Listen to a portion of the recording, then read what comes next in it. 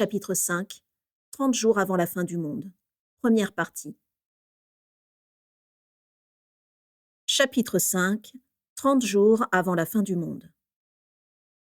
Mon pauvre Fume-sec, dit Dumbledore en caressant délicatement les plumes tièdes et frémissantes de son phénix. Toi non plus, tu n'apprécies pas leur présence.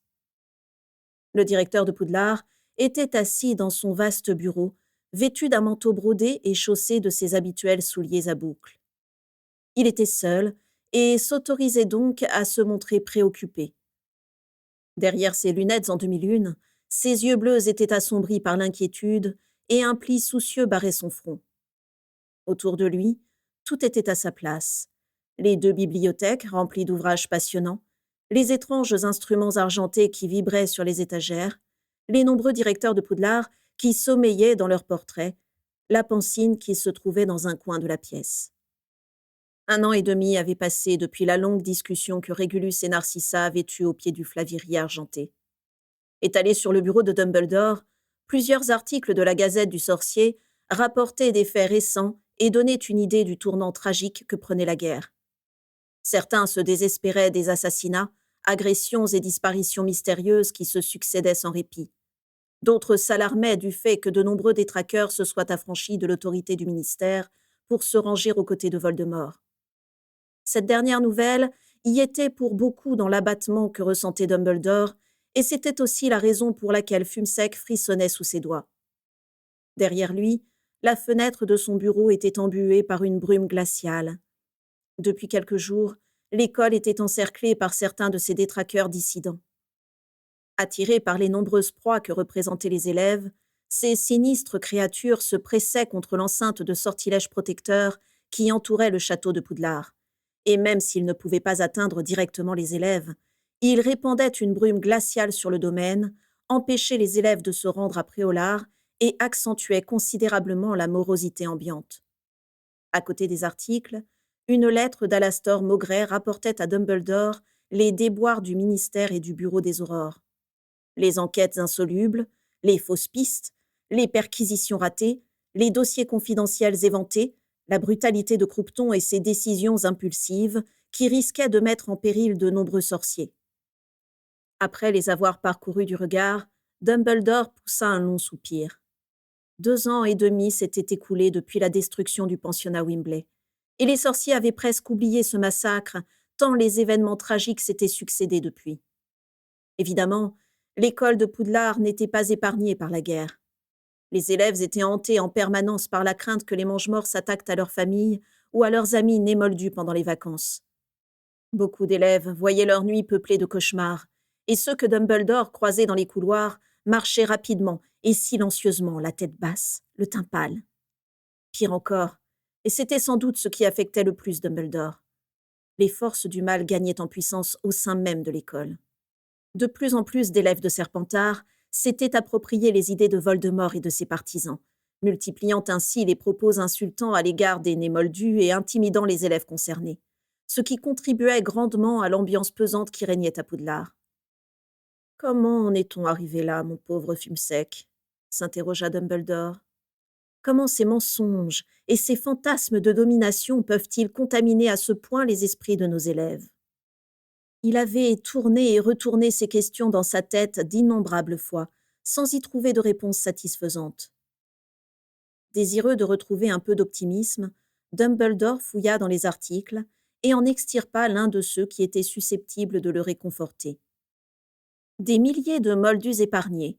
Nos mystérieux agents doubles courent toujours », titrait l'article, qui était déjà vieux de quelques mois. Après l'évacuation d'un pont et d'une école avant des attaques massives de mange-morts, cette fois-ci, c'était un stade entier qui avait été évacué au cours d'un concert à la demande d'une célèbre chanteuse moldue qui avait exigé de poursuivre le concert dans la forêt la plus proche. Le stade avait été attaqué quelques minutes à peine après avoir été déserté par les spectateurs perplexes et, à nouveau, la chanteuse moldue avait été retrouvée chez elle, dormant paisiblement, délestée d'une mèche de cheveux et sans aucun souvenir des événements. Dumbledore se souvint de la manière dont cette nouvelle avait diverti les élèves et de leurs hypothèses farfelues concernant l'identité de ceux qui venaient de défier impunément Voldemort pour la 3e fois. Espérons que jamais personne ne vous attrape, soupira Dumbledore en s'adressant à ses mystérieux sauveteurs. À côté de lui, Fumsec émit un roucoulement approbateur et prit dans son bec un autre article porteur d'espoir, dont Dumbledore se saisit avec un sourire reconnaissant. Lily Evans et James Potter. Mais qui sont ces deux préfets en chef, engagés et enthousiastes? Pouvait-on lire en haut de l'article. Dumbledore ne put s'empêcher de le relire encore une fois. Il ne se lassait pas de refaire l'inventaire des innombrables initiatives qu'avaient pris James et Lily au cours de l'année pour faire de l'école un véritable lieu de protection et de résistance. Tous les élèves avaient bénéficié d'un apprentissage renforcé des techniques magiques de défense et de secours. Un bureau d'entraide avait été ouvert pour les élèves qui avaient besoin de soutien. Les tables, les sols et les murs du château avaient été intégralement protégés des graffitis insultants qui y florissaient depuis le début de la guerre. Des réunions avaient été organisées sur la formation d'Aurore, et les élèves étaient de plus en plus nombreux à vouloir s'y engager. Avec amusement, Dumbledore repensa à la discussion animée qu'il avait eue un an plus tôt avec les autres professeurs, à la fin de l'année scolaire précédente, lorsqu'il avait fallu élire les 2 futurs préfets en chef. Sans surprise, Lily avait fait l'unanimité. En revanche, Dumbledore avait eu bien plus de mal à argumenter la candidature de James, qui, malgré une légère amélioration de son comportement, souffrait encore de sa réputation de fauteur de troubles. Malgré la réticence des professeurs, Dumbledore avait maintenu son choix. Avec ses talents de joueur de Quidditch et sa bonne humeur permanente, James était l'un des élèves les plus appréciés de l'école. Il avait toujours tout fait pour protéger les Némoldus des discriminations et des violences dont ils étaient menacés, et Dumbledore savait qu'il était le mieux placé pour fédérer les élèves autour de cette cause. Et dès le début de l'année, les professeurs de Poudlard avaient été obligés d'admettre qu'ils avaient eu tort de douter de James. Cette marque de confiance avait provoqué chez lui une véritable prise de conscience, et son comportement avait changé de manière spectaculaire. Après un début d'année un peu tumultueux aux côtés de Lily, il avait réussi à se comporter en adulte et à trouver un terrain d'entente avec elle pour collaborer. Contre toute attente, il avait été de plus en plus fréquent de les voir discuter ensemble, d'abord avec sérieux et distance, puis avec une complicité de plus en plus évidente. Perdu dans ses pensées, Dumbledore souriait, heureux d'avoir vu juste sur ce point-là. Il se remémora avec joie l'enthousiasme avec lequel James et Lily avaient investi leur rôle de préfets en chef, épaulés par leurs proches amis, Marlène pour Lily, et bien sûr Peter, Remus et enfin Sirius. Mais en pensant à Sirius, le regard de Dumbledore s'assombrit de nouveau. Certes, le jeune homme avait aidé James et Lily tout au long de l'année, et son engagement dans la lutte contre Voldemort ne faisait aucun doute. Mais Dumbledore avait espéré de lui autre chose, quelque chose qu'il était le seul à pouvoir accomplir, et qui ne s'était jamais produit. Machinalement, Dumbledore se leva et marcha vers la pancine, qui s'illumina à son approche. Il parcourut du regard les différents flacons remplis de souvenirs qui s'alignaient devant lui, trouva rapidement celui qui l'intéressait et le versa dans le récipient métallique gravé de runes. Avant de se plonger dans la pancine, Dumbledore prit quelques instants pour se concentrer intensément. Dans 1 mois, Sirius aurait terminé sa 7e année et quitterait Poudlard pour toujours. S'il y avait encore quelque chose à lui dire pour le faire changer d'avis, c'était le moment de trouver quoi. Après, il serait trop tard. Dumbledore hocha la tête, déterminé. Puis il se pencha en avant et plongea dans son propre souvenir. La scène avait eu lieu 1 an plus tôt, dans son bureau, quelques jours après que Dumbledore ait demandé à James d'être le prochain préfet en chef. Dumbledore était installé dans son fauteuil confortable et Sirius était assis sur la chaise qui lui faisait face. Autour d'eux, les instruments argentés bourdonnaient sur leurs étagères et les directeurs de Poudlard sommeillaient dans leurs tableaux, sauf Phineas Nigellus Black, dont le portrait était soigneusement retourné. Quant à Fumsec, il se reposait sur son perchoir, tout en suivant Sirius du regard. « Tu sais peut-être de quoi je souhaite te parler, » disait Dumbledore. Sirius regardait autour de lui, intimidé, visiblement peu habitué à être reçu sans ses 3 amis. Non, pas du tout. » Je pense que cette conversation sera nettement moins agréable que celle que j'ai eue avec James il y a quelques jours, prévint Dumbledore. Il pencha légèrement la tête et attendit quelques secondes que Sirius émette une supposition. Mais celle-ci ne vint pas. Dis-moi, Sirius, as-tu observé ton frère ces temps-ci? À l'époque, Dumbledore avait été surpris par la réaction provoquée par cette simple question. Sirius s'était brusquement raidi et s'était reculé sur sa chaise, comme si Dumbledore avait dit quelque chose de répugnant. Mon frère? Grimaça-t-il. Vous voulez dire Régulus? Il me semble que tu n'en as qu'un.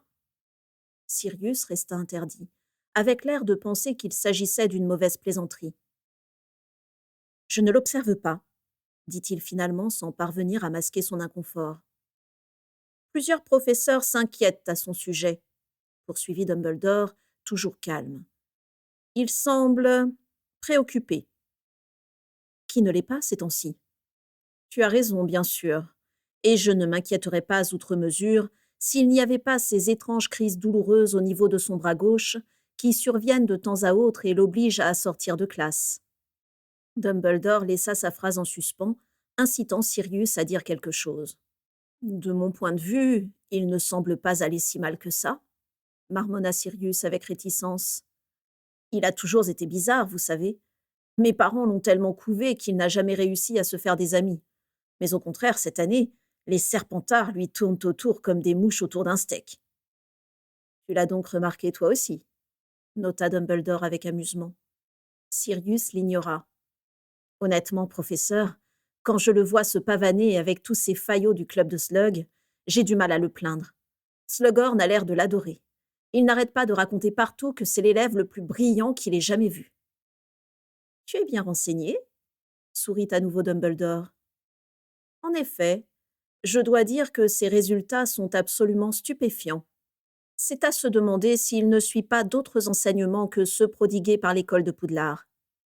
Sirius fronça les sourcils, visiblement agacé par ce sous-entendu. Je ne comprends pas ce que vous attendez de moi, professeur, dit-il sèchement. Rien de bien compliqué, à vrai dire. Je me demandais simplement si tu avais pu avoir écho de certaines choses le concernant. Vous pensez que mon petit frère est un mange-mort, c'est ça? Disons que, parmi les élèves de Poudlard, Régulus ferait une cible parfaite pour Voldemort et ses partisans. Tu ne crois pas? Sirius haussa les épaules. Il se tourna vers les vitraux sur lesquels crépitait la pluie, et son regard se perdit dans le lointain. Sans doute, murmura-t-il. Mais je suis désolé, professeur. Je ne sais rien de tout cela. Même lorsque j'habitais encore chez moi, personne ne me disait rien. Ah, dit Dumbledore. Je me demandais tout de même si cela n'avait pas un rapport avec la manière dont tu étais revenu sur tes pas pour regagner le champ de bataille, lors de l'attaque du pensionnat Wimbley. Aucun, soutint Sirius. Il avait réagi un peu trop vivement pour quelqu'un qui disait la vérité. Dumbledore continuait de l'observer, dubitatif. Si je pouvais le dénoncer, je le ferais, appuya Sirius. Et je ne serais pas étonné s'il en était devenu un. Mais je ne sais rien, et je ne veux surtout pas m'en mêler. Oui, j'imagine, dit doucement Dumbledore. Si je peux me permettre, c'est plutôt à mes parents que vous devriez parler de tout cela, fit remarquer Sirius, dans l'espoir d'écourter la discussion. C'est ce que j'ai voulu faire dans un premier temps, mais ils n'ont pas daigné répondre à mes sollicitations. J'ai tenté de leur rendre visite comme je le fais parfois avec d'autres familles, mais tu es bien placé pour savoir que votre maison est protégée par de nombreux sortilèges. De façon presque imperceptible, Sirius frissonna de dégoût à l'évocation de son ancien lieu de vie. Évidemment, soupira-t-il. Où avais-je la tête? Mes parents vous détestent. Ils disent que vous êtes le pire directeur que Poudlard ait jamais eu. Et ils ne seraient pas mécontents que Régulus devienne un mange-mort, si c'est ce que vous vouliez savoir. Je te remercie pour toutes ces informations, sourit Dumbledore. Cela explique leur silence. Et cela explique également pourquoi je me tourne vers toi, Sirius. Je ne sais rien de plus, répéta Sirius avec impatience. Il regarda en direction de la porte de sortie, mais Dumbledore n'avait pas l'intention de s'arrêter là. Il y a autre chose que j'aimerais te demander, dit-il encore plus doucement. Quelque chose de plus délicat. Dumbledore marqua une pause, craignant que Sirius ne se mette en colère. Tu sais, Sirius, malgré les apparences, j'ai la conviction que Régulus se sent très seul ces temps-ci. Et que voulez-vous que j'y fasse? Dumbledore inclina légèrement la tête pour regarder Sirius par-dessus ses lunettes en demi-lune. Je pense que tu pourrais y remédier, dit-il. Je pense que tu pourrais éventuellement aller lui parler. Je vous demande pardon? Si tu en avais l'envie et le courage, bien sûr. Le courage? S'indigna Sirius. Tout le monde sait très bien que nous ne nous entendons pas. Pourquoi n'allez-vous pas lui parler vous-même? Oh, je l'ai reçu plusieurs fois dans ce bureau pour lui proposer mon aide. Mais il m'a assuré qu'il n'avait jamais eu l'intention de rejoindre les Mange-Morts, ce dont je doute très fortement. J'ai tenté de requérir l'aide du professeur Slughorn, mais ce dernier refuse catégoriquement de questionner ses élèves favoris sur leurs ambitions concernant la guerre. Quant aux amis de ton frère, je dois avouer qu'ils ne m'inspirent pas vraiment confiance. Sirius resta silencieux. Il semblait stupéfait par le culot de Dumbledore. « Êtes-vous en froid à ce point ?» insista le directeur. « Je comprendrais que tu en veuilles à tes parents, mais ton frère est encore jeune. Pour lui, il n'est peut-être pas trop tard.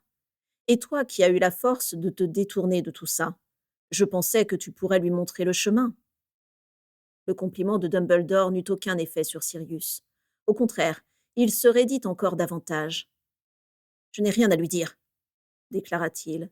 « Je ne fais plus partie de cette famille, et je ne veux plus jamais avoir affaire à eux. Je ne peux pas aider Régulus. Et de toute manière, s'il est bel et bien devenu un mange-mort, c'est dommage pour lui, mais il ne peut s'en prendre qu'à lui-même. » Une ombre de déception passa dans les yeux bleus de Dumbledore. « Je peux partir maintenant ?» demanda Sirius avec une agressivité mal contenue. « Réfléchis-y, Sirius. Je ne peux pas t'y obliger, bien sûr, mais je ne pense pas que Régulus te repousserait. »« Vous n'en savez rien, » rétorqua Sirius. « Rien du tout. Régulus sait parfaitement ce qu'il fait.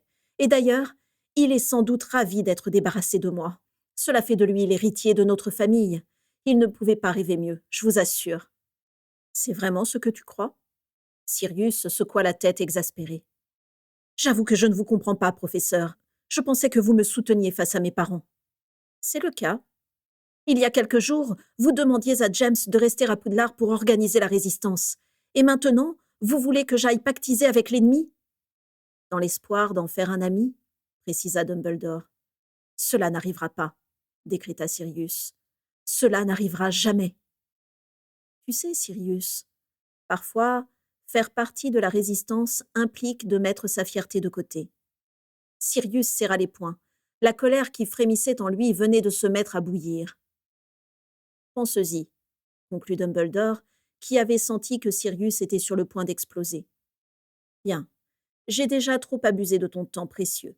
Je te remercie d'avoir accepté de discuter de tout cela, Sirius. Je te laisse rejoindre tes amis. » Dumbledore fit un geste de la main et la porte du bureau s'ouvrit enfin. Sirius se leva comme un ressort et sortit en claquant violemment la porte derrière lui. Puis Dumbledore se redressa, quittant le domaine des souvenirs pour rejoindre celui de la réalité. Pendant de longues minutes, il resta debout près de la pancine, plongé dans une réflexion intense. Évidemment, il ne pouvait pas en vouloir à Sirius d'avoir réagi ainsi. Il aurait été injuste de lui faire le moindre reproche, alors même qu'il s'était détourné de sa famille et de ses idées ignobles avec un courage admirable. Dumbledore aurait simplement aimé que Sirius puisse considérer son frère de manière plus nuancée. Mais la nuance n'avait jamais été le point fort de Sirius, avec toutes les qualités et les défauts que cela impliquait. Dumbledore avait beau retourner le problème dans tous les sens, il n'y voyait aucune issue. Après cet échange avec Sirius, il avait de nouveau tenté de convaincre Slughorn d'enquêter sur le sujet, mais le professeur de potions avait balayé sa demande d'un revers de la main, l'accusant de se faire des idées et de soupçonner abusivement un élève au comportement irréprochable. Et depuis, la situation n'avait pas évolué d'un pouce.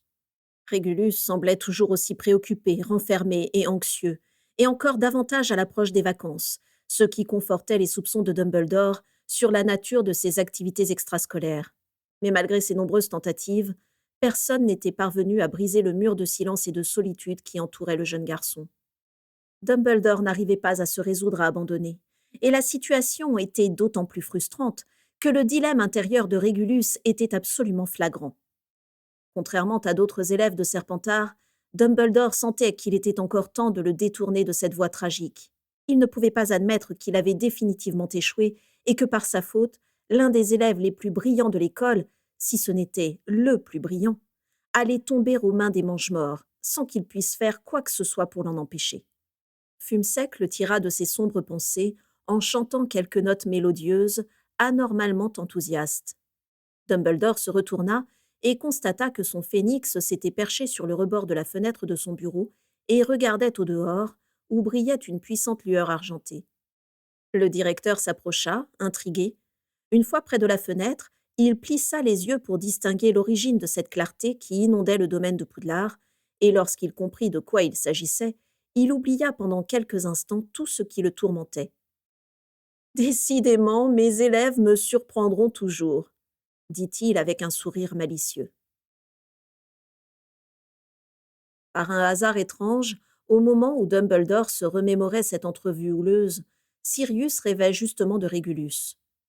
Il était profondément endormi, affalé sur son lit, la joue écrasée sur son oreiller. Son dos se soulevait avec régularité et ses cils tressaillaient de temps à autre. Autour de lui, la chambre qu'il partageait avec ses 3 meilleurs amis était envahie par un désordre indescriptible, composé de vêtements froissés, de parchemins tachés et d'emballages de confiserie de chez Honeyducks. Au pied du lit de Sirius, son sac était ouvert, laissant échapper quelques grimoires maltraités et un parchemin vierge anormalement soigné, la carte du maraudeur. Il s'était assoupi avant l'heure du dîner, éreinté. Depuis que les détraqueurs avaient encerclé le château, ses nuits étaient sans cesse interrompues par des cauchemars à propos de sa famille, l'empêchant ainsi de se reposer. En l'occurrence, il rêvait de quelque chose qui avait déjà eu lieu environ 1 an auparavant, à peine quelques jours après sa discussion particulièrement désagréable avec Dumbledore. Les mois qui avaient passé n'avaient rien altéré de son souvenir, et celui-ci était si vif que tous les détails lui étaient restés en mémoire. Tout ce qu'il avait observé, entendu, jusqu'à la moindre pensée qu'il avait traversée. Et, sans doute à cause des détraqueurs qui rôdaient autour du château, il avait l'impression saisissante de revivre la scène comme pour la première fois. Il faisait nuit. Sirius et Régulus se trouvaient tous les deux au bord du lac Noir, sous une pluie battante. Régulus regardait derrière son épaule pour s'assurer qu'il était seul, sans voir que son grand frère se trouvait juste derrière lui, caché sous la cape d'invisibilité de James. Sirius était si proche qu'il aurait pu le toucher, et son cœur battait si fort qu'il se demandait par quel miracle Régulus ne l'entendait pas. Sans imaginer une seule seconde qu'il était ainsi épié, Régulus leva sa baguette et traça autour d'eux un large cercle qui les masquait aux yeux des habitants du château et les isolait de tous les sons qui leur parvenaient de l'extérieur. Puis il s'accroupit, se pencha au-dessus de l'eau et étendit sa main au-dessus de la surface du lac qui devint lisse comme un miroir, comme si la pluie avait subitement cessé d'y tomber. L'espace d'un instant, Sirius se surprit à être vexé de ne pas connaître tous ces sortilèges. Mais ce sentiment fut balayé par la haine indescriptible qui l'envahit lorsqu'il vit un visage familier apparaître juste en dessous de la surface de l'eau, à l'endroit où aurait dû se trouver le reflet de Régulus. « Je t'attendais », dit l'image d'Orion Black avec froideur. Grâce au sortilège soigné de Régulus, le visage et la voix nasillarde de leur père étaient parfaitement nets. Sirius devina qu'il se trouvait au 12 square Grimoire et était également penché sur un récipient rempli d'eau. « J'ai été retenu », répondit Régulus sur le même ton.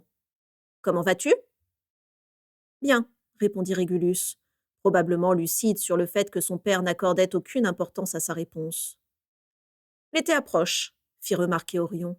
« Tu sais ce que cela signifie » Régulus pâlit encore davantage, si c'était possible. « Oui, oui. »« As-tu lu tous les ouvrages que je t'ai envoyés ?»« Je les ai finis la semaine dernière, » répondit Régulus, laconique. « C'est bien, c'est bien. C'est pour me demander ça que tu m'as fait venir ici ? Non, pas du tout. C'est à cause de Carla Goyle. Tu sais, la femme de cet imbécile d'Edgar, la belle-fille de Vera et Fergus. Je sais qui est Carla Goyle, papa. Eh bien, voilà. Elle ne cesse de répéter à qui veut l'entendre que tu es de mèche avec Vera. Elle prétend même que tu lui envoies des lettres. Elle en aurait trouvé une en fouillant dans sa chambre. Régulus fronça les sourcils, visiblement contrarié. Carla fouille les affaires de Vera demanda-t-il, à la fois inquiet et indigné. Elle n'a pas le droit. Évidemment qu'elle en a le droit. Je te signale que Vera est soupçonnée d'avoir assassiné Piscus Crabbe, d'avoir tenté de faire échouer l'attaque du pensionnat Wimbley, et certains l'accusent même d'orchestrer ces mystérieuses évacuations de Moldus avant les attaques des Mange-Morts. Si le Seigneur des Ténèbres ne l'a pas encore tuée, c'est parce que les Collinards la protègent, mais cela ne va pas durer. Avec un pincement au cœur, Sirius repensa à la grande dame aux vêtements colorés qui rendait régulièrement visite à sa tante Druella lorsque celle-ci était encore en vie. À l'époque, il lui arrivait de guetter sa venue pendant des heures, impatient de voir Créature et sa mère froncer le nez, d'entendre sa maison résonner d'éclats de rire et se remplir des odeurs alléchantes de ses fantastiques recettes de cuisine. « C'est faux !» affirma Régulus. « Vera est de notre côté. Vous ne pouvez pas vous débarrasser d'elle à cause de simples soupçons. » « Alors, ce qu'on dit est vrai ?» siffla Orion. « Tu es en contact avec elle. »« Vera s'est occupée de ma blessure pendant des mois l'année dernière, » protesta Régulus. « Elle m'a rendu visite tous les jours. C'est normal que je prenne de ses nouvelles. Je m'inquiétais justement de ne pas recevoir de réponse. »« Tu as donc été assez idiot pour faire ça ?» cracha Orion. « Bon sang, tu seras bientôt un mange-mort, mon fils. As-tu seulement conscience de ce que cela implique ?» Sous sa cape d'invisibilité gorgée d'eau de pluie, Sirius tressaillit et son cœur repartit au galop. C'était donc vrai. Son frère allait devenir un mange-mort. Il s'en doutait, bien évidemment, mais en entendant son père parler machinalement de cet horrible projet, Sirius fut saisi de nausée. « De quoi lui as-tu parlé ? J'espère que ces lettres ne contiennent rien de compromettant. »« Rien du tout, je t'assure. Je n'ai fait que lui parler de Poudlard et de l'évolution de ma blessure. » « C'est déjà trop, » grogna Orion. « Ne t'avais-je pas demandé de te montrer irréprochable ?»« Je ne recommencerai pas, c'est promis, » capitula Régulus. « Comment va maman ?»« Mal, justement, » répliqua Orion avec colère, comme si Régulus en était responsable. « Tu sais bien, depuis que Sirius est parti, elle est plus en colère que jamais. Et pour arranger le tout, les Malfoy s'évertuent à nous tenir à l'écart de tout ce qu'il se passe au sein des Mange-Morts. Tu es donc notre seul espoir de nous sortir de là, ce qui est loin de me rassurer, je l'avoue. »« Je réussirai, » promit aussitôt Régulus. « Je ferai le nécessaire pour démentir les accusations de Carla Goyle et pour être à la hauteur de ce que le Seigneur des Ténèbres attend de moi. Vous n'aurez plus à souffrir de tout ça, je vous le promets. » Il avait parlé mécaniquement, comme s'il récitait un texte appris par cœur. « Tant mieux. Régulus, j'espère que tu ne m'en veux pas d'être parfois dur avec toi. Je suis fier de tous les progrès que tu as accomplis, mais j'ai parfois le sentiment que tes convictions faiblissent, et je ne voudrais pas décevoir le Seigneur des Ténèbres à nouveau. »« Mes convictions ne faiblissent pas, » affirma Régulus avec fermeté. « Au contraire, elles sont plus fortes que jamais. »« C'est bien, c'est bien. Mon fils, je dois te laisser, j'ai beaucoup à faire. À l'avenir, n'envoie de lettres à personne, à moins de m'avoir demandé la permission auparavant. C'est compris ? » ?»« Entendu. Tu embrasses maman pour moi ?» Il n'obtint aucune réponse. Le visage d'Orion avait déjà disparu, brouillé par la pluie battante qui tombait à nouveau sur la surface du lac. Les épaules de Régulus s'affaissèrent et il poussa un long soupir. Il ne semblait pas remarquer que sa cape traînait dans la boue, que la pluie détrempait ses cheveux noirs, gouttait dans sa nuque et sur ses joues pâles. Il restait immobile, accroupi, ses yeux gris flottant vers le fond du lac, comme si les réponses à toutes ces questions allaient en émerger. Son assurance s'était évaporée en même temps que le reflet de son père, et il semblait complètement déboussolé. À 2 pas de lui, sous sa cape gorgée d'eau glacée, Sirius serrait les dents pour les empêcher de claquer.